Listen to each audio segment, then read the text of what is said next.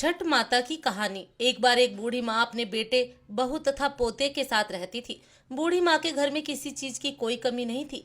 वह छठ माता की परम भक्त थी तथा हर साल छठ पूजा का व्रत हर साल बड़ी श्रद्धा और भक्ति के साथ किया करती थी। बूढ़ी माँ की बहू आधुनिक सोच वाली औरत थी। उसे पूजा पाठ में कोई विश्वास नहीं था। जब कार्तिक मास की शुक्ल पक्ष की चतुर्थी आई तब बूढ़ी माँ बहुत खुश थी, क्योंकि आज से छठ का 4 दिवसीय पावन पर्व शुरू हो रहा था। बूढ़ी माँ घर के साफ सफाई में लग गई। उसने अपने बेटे को आम की लकड़ी तथा पूजा की सभी सामग्री लाने के लिए बाजार भेज दिया। बूढ़ी माँ ने अपने बेटे की सलामती के लिए छठ का व्रत किया। बूढ़ी माँ ने अपनी बहू से भी छठ माता का व्रत करने के लिए कहा। तब बहू कहने लगी, यह सब बेकार की बातें हैं, मुझे इन सब में कोई विश्वास नहीं है, इससे क्या होगा। तब बूढ़ी माँ अपनी बहू को छठ माता की महिमा बताते हुए एक पौराणिक कथा सुनाती हैं। बूढ़ी माँ बोली, बेटा, बहुत समय पहले की बात है। प्रियव्रत नाम के एक प्रसिद्ध राजा थे। उनके पिता का नाम था स्वयंभू मनु। प्रियव्रत बहुत सदाचारी और धार्मिक प्रवृत्ति के मनुष्य थे।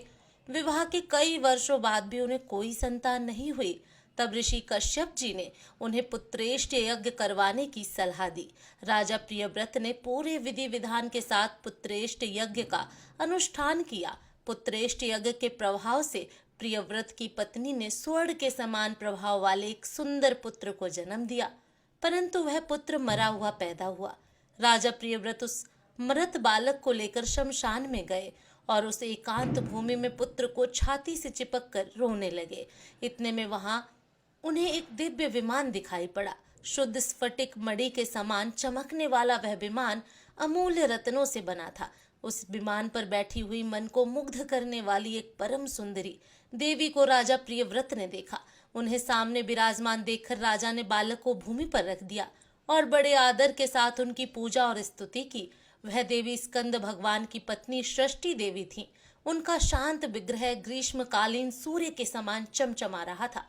उन्हें प्रसन्न देखकर राजा ने पूछा, हे देवी, तुम कौन हो। महाराज प्रियव्रत की बात सुनकर देवी उनसे कहने लगी, राजन, भगवती मूल प्रकृति के छठे अंश से प्रकट हुई देवी सृष्टि हूँ और इस संसार में छठ माता के नाम से प्रसिद्ध हूँ। इस प्रकार कहकर छठ माता ने उस बालक को उठा लिया और अपने प्रभाव से उसे पुनः जीवित कर दिया। अब राजा ने देखा तो स्वर्ण के समान प्रभाव वाला वह बालक हंस रहा था। अभी महाराज प्रियव्रत उस बालक की ओर देख ही रहे थे कि माता उस बालक को लेकर आकाश में जाने को तैयार हो गई। यह देख राजा के कंठ, होठ और तालू सूख गए। उन्होंने माता की स्तुति की। तब प्रसन्न हुई माता ने कहा, तुम सर्वत्र प्रकृति यानी सूर्य, जल, वायु की पूजा कराओ और स्वयं भी करो। प्रकृति की आराधना से तुम और समस्त संसार वर्ष भर सुखी, स्वस्थ और निरोगी होंगे और दीर्घायु प्राप्त करेंगे। तब राजा प्रियव्रत ने सूर्य, उषा, जल, वायु और छठ माता का व्रत किया और पूजा की, जिससे प्रसन्न होकर छठ माता ने राजा को उनके पुत्र दे दिया।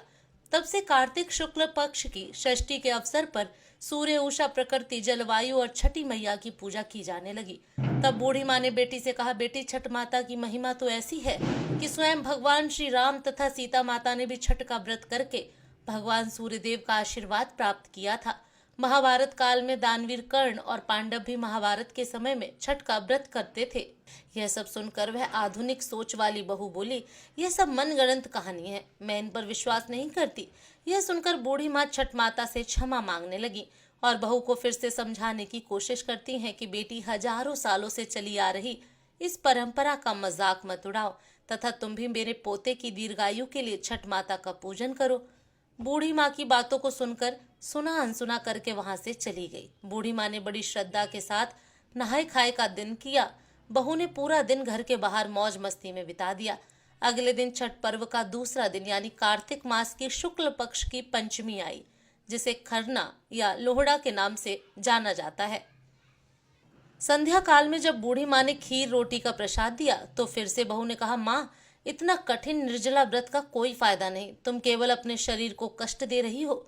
यह सुनकर बूढ़ी माँ ने बहू को फिर से छठ माता की महिमा समझाने की कोशिश की, परंतु बहू ने उन सब बातों को अनसुना कर दिया और अपने कमरे में जाकर सो गई। वैसे तो बूढ़ी माँ कई सालों से अपनी बहू को छठ माता की महिमा बताने की कोशिश कर रही थी और हर साल उनकी बहू इसी प्रकार से सुना अनसुना कर देती थी, परंतु इस बार न जाने क्यों बूढ़ी माँ का दिल बहुत घबरा रहा था और वह बार बार छठ माता से प्रार्थना कर रही थी, माँ इस बच्ची को क्षमा करना, यह अभी बच्ची है और आपकी महिमा नहीं जानती है। माँ इसे क्षमा करना। अगले दिन कार्तिक मास की षष्ठी थी। सब लोग पूजा की तैयारी में जुटे थे, परंतु बहू अपने कमरे में सो रही थी। बहुत देर बाद वह उठी और पास पड़े अपने बेटे को उठाना चाही। तब बेटे ने जवाब नहीं दिया। यह देखकर वह बहुत घबरा गई और भागी भागी अपने पति और सास के पास गई और उन्हें यह सब बताया।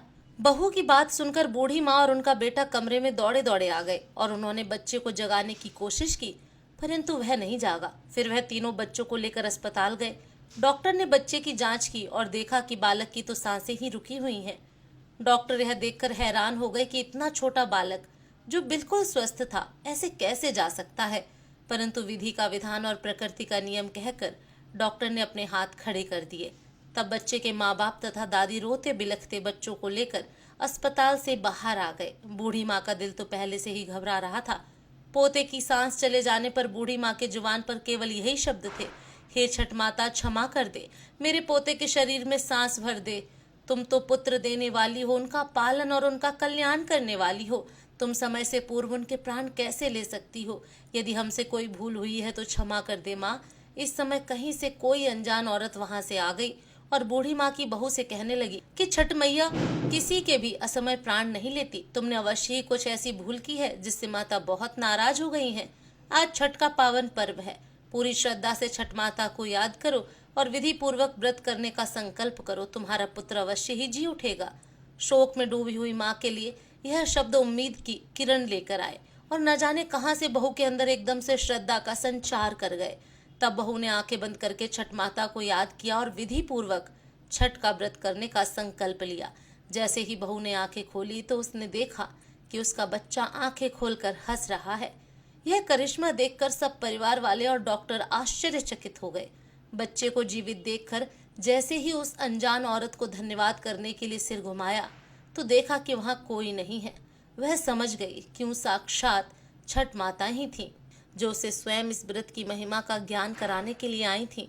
उसके बाद बहू ने बूढ़ी माँ के साथ मिलकर पूरी श्रद्धा से पूजा की तैयारी की और शाम को घाट पर जाकर सूर्य देव को संध्या अर्घ और अगले दिन उषा अर्घ दिया। हे छठ माता, जैसे आपने अनजान बनकर बूढ़ी माँ के पोते की रक्षा की, वैसे सबके पोते की रक्षा करना। दोस्तों, अगर यह धार्मिक कहानी आपको पसंद आती है तो वीडियो को लाइक करके एक प्यारा सा कमेंट जरूर करें और इस वीडियो को ज्यादा से ज्यादा शेयर करें। पेज को फॉलो करना ना भूलें। धन्यवाद। जय छठ माता।